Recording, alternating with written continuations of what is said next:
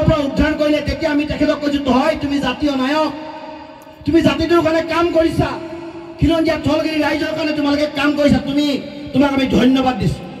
যদি এটকাও পইচা নোপোৱাকে যদি হাজাৰ হাজাৰ ল'ৰাই চাকৰি পাইছে তেতিয়াও মুখ্যমন্ত্ৰীক ধন্যবাদ দিছো।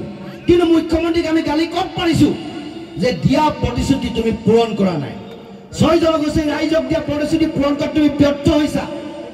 জুবিন গাৰ্গক ন্যায় প্ৰদান কৰাৰ ক্ষেত্ৰত তুমি ব্যৰ্থ হৈছা। তুমি ৰাজনৈতিক চাটুৱালি কৰিছা, ৰাজনৈতিক পাশা খেলৰ মাজত ৰাইজক বন্দী কৰিছা। আমি প্ৰস্তাৱ তাত আনিছো, আমি প্ৰশ্ন তাত কৰিছো, সমালোচনা আমি তাত কৰিছো।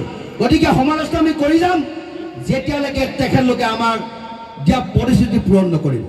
আপোনালোকে নিশ্চয় জানে যে আমাৰ প্ৰদৰ্শন ছাত্ৰ সন্থাকে ধৰি জাতীয় সংগঠনসমূহে অসমৰ খিলঞ্জীয়াসকলক সুৰক্ষা কৰাকৈ থাকে, কিন্তু বাস্তৱত এই সুৰক্ষাৰ যিটো পৰিকল্পনা সেইটো আজিলৈকে বাস্তৱত প্ৰতিফলিত হৈছে জানো?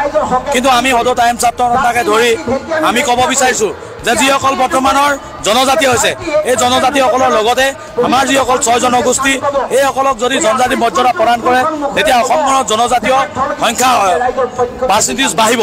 আৰু জনজাতীয় সংখ্যা বেছি হোৱাৰ লগে লগে এইখন জনজাতীয় ৰাজ্য হিচাপে ঘোষণা কৰিব লাগিব। আৰু জনজাতীয় ৰাজ্য হিচাপে ঘোষণা কৰাৰ লগতে আমি সমমৰ্যাদা আৰু সম অধিকাৰে আমি খিলঞ্জীয়া লোকসকলে ইয়াত অধিকাৰ সাব্যস্ত কৰিম আৰু বিদেশী আৰু বহিৰাগত সমস্যা ইয়াত সম্পূৰ্ণৰূপে বিলুপ্ত পাব। এইটোকে আমি অসম চৰকাৰ আৰু কেন্দ্ৰ চৰকাৰক বাৰে বাৰে আহ্বান কৰি অহাৰ পাছতো তেখেতলোকে এই নীতিটো গ্ৰহণ কৰা নাই। মাত্ৰ তেওঁলোকে যিটো বিভাজন নীতি অৱলম্বন কৰি অসমৰ জনজাতি আৰু অজনজাতীয় লোকসকলৰ মাজত বিভেদ সৃষ্টি কৰি তেওঁলোকে নিজৰ গাদী সুৰক্ষাৰ কথাটো বাৰে বাৰে চিন্তা কৰি আছে। গতিকে আমি একবাৰৰ কাৰণে হকিয়াই দিব বিচাৰিছোঁ অসমৰ জনগোষ্ঠীক যদি জনজাতিকৰণৰ মৰ্যাদা